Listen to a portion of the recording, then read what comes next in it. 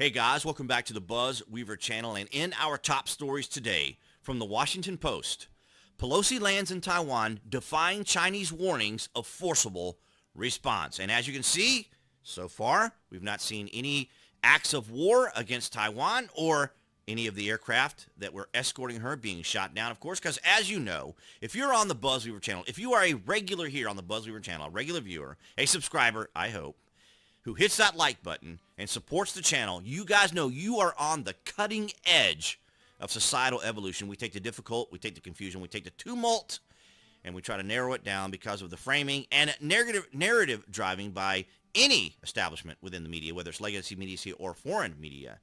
So Taipei, Taiwan, House Speaker Nancy Pelosi arrived in Taiwan late Tuesday, defying Chinese warnings against visiting the self-ruled island that Beijing claims as its territory and setting the stage for a sharp escalation in tensions between China and the United States. Well, the tensions have always been there. This was just another opportunity for yet another red line to be drawn by the Chinese that the United States cross, of course. And it's not necessarily to antagonize them as much as they antagonize and posture and saber rattle among everyone else. But they make these empty threats quite often, and they really don't act on any of it because China sees itself as really, just in simple terms, and this is very general, so I don't mean to offend any Chinese individuals, and that is that they've always seen themselves kind of as a victim, because they have been very mistreated throughout history up until most recently during World War II with the Japanese invading.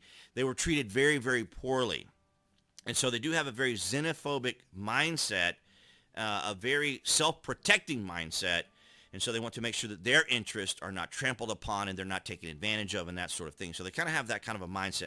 And I don't mean that in any offensive way to any of the Chinese people. I'm just kind of really talking about the CCP and the PLA and that sort of thing. So Pelosi's plane landed at Songshan Airport in Taipei just before 11 p.m. local time. Wearing a face mask, she was greeted by Taiwan's Foreign Minister Joseph Wu and staff from the American Institute in Taiwan, the de facto U.S. Embassy in Taipei. I think that's very amusing.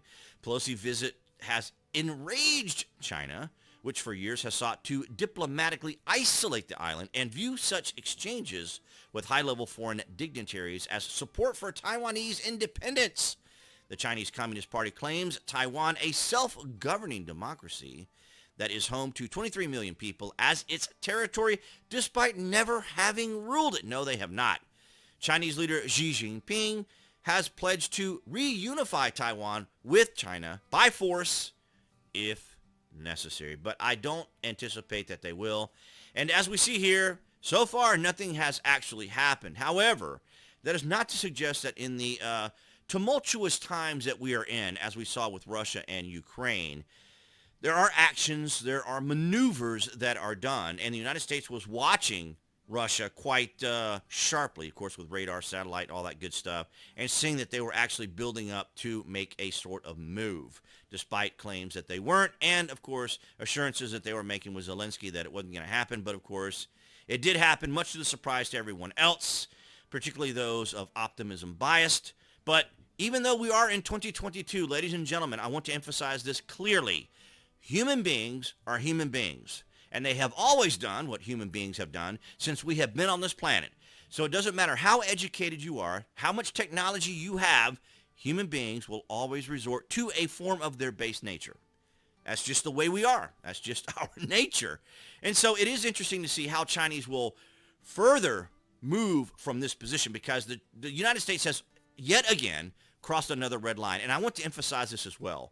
This is not unusual for the Taiwanese. This is not unusual for people in the Asian region to hear China make these sort of very boisterous, very elaborate claims and very little detailed, subtle things about what they would do if such and such happened. So I'm very grateful that Nancy did go there. I don't wish her any harm at all. So I know people have their political differences, as I do with her, but my differences with her are political.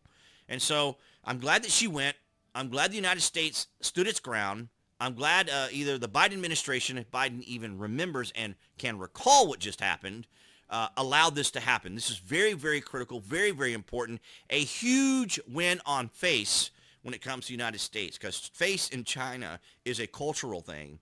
And for them to lose face is very taboo. And in this situation, they lost face because they made these claims. They didn't act on it because, as I said, they would much prefer to be in the position of defending themselves. In other words, having been affronted or insulted or attacked or having something done to them that would cause them to react. But of course, they're not going to do so in a way that would perceive them as being bullies. So this was a good move by the United States. I think the psychological positioning, I think the cultural differences, I think the maneuvering was very well done by the United States. And that's what I have for you guys today. If you haven't already, make sure you see there on the screen, that would be the channel icon to subscribe here to YouTube. Thank you to all you guys on New Tech for your guys' support as well. Things are going really well. Thanks to all of you right now. Go ahead and hit that like button, and I will see you in the next video.